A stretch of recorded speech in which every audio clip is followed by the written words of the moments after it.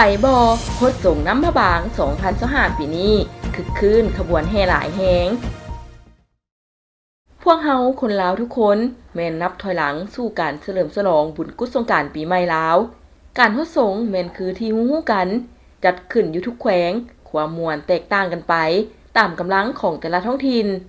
และบอนหนึ่งที่อยากแนะนำแม่นไปหลวงพระบางตามข่าวให้ฮู้ว่าการฮดสงน้ำพระบางจะเริ่มขึ้นในเช้าวันที่17เมษายน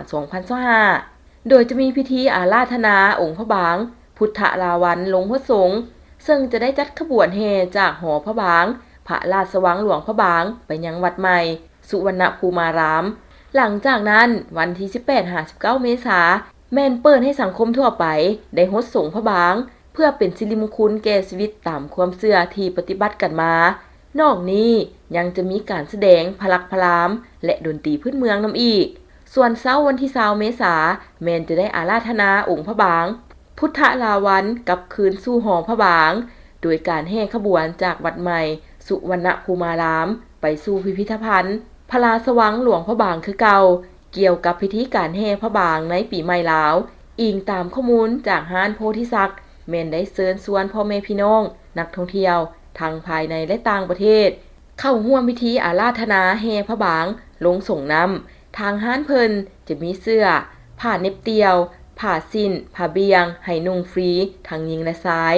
แต่ถ้าไผจะไปร่วมต้องหีบจับจองก่อนเพราะมีจำนวนจำกัดทางนี้ก็เพื่อเป็นการอนุรักษ์รักษาหีบบ้านของเมืองการนุ่งถือแบบเข้าเดิมให้ได้รับการสืบทอดต่อไป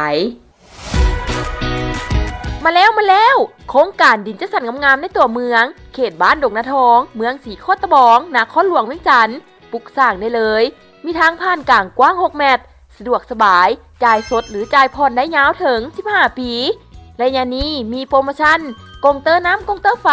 เสาหัวดินจี้ซีมังจ่ายครบมีใบตาดินครอบท้องให้พร้อมอยู่ไกลไปบ่ฮอดโทรถามก่อน020-544-9565มีดินเขตตัวเมืองเป็นเรื่องน่ายินดีเพราะในต้นหน้านี้จะจับจองยากขึ้นน้ำมือบริษัทบุญเลี้ยงยินดีจัดให้